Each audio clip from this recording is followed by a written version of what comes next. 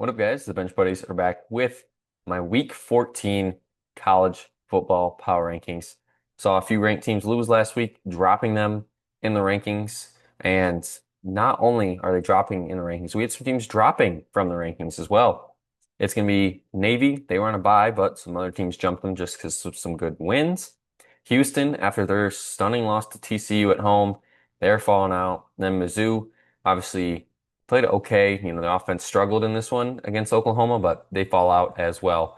And they all are in the others receiving votes, those three, along with teams like San Diego State, who's, 9-2, Iowa, who's a gritty team. They just can't get a big win this year. USF still right there. UConn finishes the season at 9-3. They're actually already done. So they're going bowling this year in a good season for them. Washington, big game for them this week against Oregon.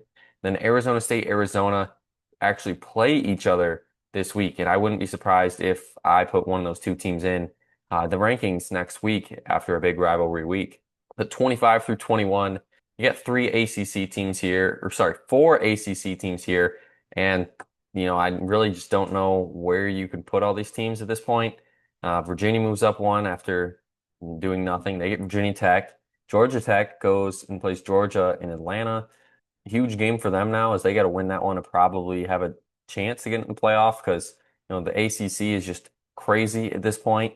Speaking of that, if Pittsburgh and SMU both win, they are in the ACC championship and will be playing each other. So that's huge there after SMU destroys Louisville. Pitt obviously goes on the road and beats Georgia Tech there. Like Pat Narduzzi said, those two games in the ACC are the only ones that matter for them. And Pitt gets Miami at home, which is going to be a tough environment for Miami to go into. Last game of the year, cold weather there for Miami, so it could be a challenge there. And then a team that's sandwiched there in the middle is Tulane. Tulane slowly taking care of business. One of their losses is to Ole Miss this year. Not a bad loss. I think the other one's to UTSA, which was their only conference loss, but they could go 10-2 and not make their conference championship. I mean, that's pretty crazy to think about just because, North Texas is on fire as well. And I forget who the third team is, but they're right there as well. And I don't know, who knows? Maybe this Power Five team or Power Four team, the group of five, I really still don't know at this point who has the best chance to get in because North Texas at 20, James Madison at 19. It's between those three. I think at this point, though, it is between those three, but we don't know which one it's going to be. And it just makes for an interesting last week of rivalry week and for conference championships as well. As North Texas and James Madison take care of business this week. James Madison going outside of their conference to get their last out of conference win, 10-1. They should blow out Coastal Carolina because they've been really bad this year. USC at 18. Unfortunately, they just didn't have enough on defense to stop this high-flying Oregon offense on the road. They only fall 3 spots. Can't blame them, though. Played pretty well on offense, which was a little surprising because this team has lacked on the road in offensive production, but they did play well enough. But, unfortunately, defense just didn't show up in this one as they get UCLA at home. Texas moves up 3 spots after dismantling Arkansas. Arch Manning has one of his better career days as they could cause chaos to the whole college football playoff as they get Texas A&M coming to town. If they beat A&M, the conversations are there to be had for could Texas make the playoff. You could kind of argue the same thing there for Tennessee if they beat Vandy. Not as big of a win, but they could be 9-3, get some good wins. Their losses are to some teams that are ranked very high. But Vanderbilt is a tough challenge. Not only are they going to try to win the in-state game, but win the hearts over of the committee with a decent win because this is still a very good team. They went into Florida. They've won 3 out of the last 4 years, which feels like they would have never done 25 years ago. So who knows with this Tennessee team, what the future holds with them. 11 through 15, and you get my Michigan Wolverines at number 15. Great game against Maryland here as they take care of business there, which was a big letdown spot on the road. Now, obviously, you get Ohio State, and don't even need to talk about that because we'll talk about that on the preview show with Ty because that's already a huge game in itself. Utah at 14. Somehow this team came back and won. I caught the end of that one. I was about ready to knock this team down into the 20s, but here they are moving up 2 spots after just a resilient win against Kansas State. Now they get the other part of Kansas as they go on the road to face Kansas to close it out. And Utah could be that stingy team that might get screwed when it's all said and done at 10-2, um, just because of Texas Tech and BYU and where they're at this point in the season. Miami at 13 needs to beat Pittsburgh, not only to have a chance at the ACC championship, but need a few other things to happen as well. And I don't know. I don't even know if they can do this because Miami, in recent years have just choked it away at the end of the year. They went into Virginia Tech, got a good win there, but this team is on the outside looking in for the college football playoff, and I don't even know if a win at Pitt gets this team in. Vanderbilt at 12, I think this team should be in if they go on the road and beat Tennessee because they don't have a bad loss and they have good wins, and it's still an SEC team. If you put a Tennessee logo there for Vanderbilt, I bet you they're a top 10 team. But because it's Vanderbilt, this kind of been the laughing stock of the SEC for football for the last however many years. They're having a good year. Now, can this finally be the year where they actually go to Neyland and win a big one?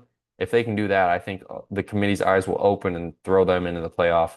And BYU at 11, Cincinnati was a little tough of a challenge, but they played well on the road here. UCF at home, they should move to 11-1. Not only get to the Big 12 championship and play Texas Tech again, but finish the season 11-1. 10 through 6, no movement. So you know what's going to happen in my top five. Alabama destroys Eastern Illinois cupcake game. Ole Miss didn't have a cupcake game as they were off before the Egg Bowl.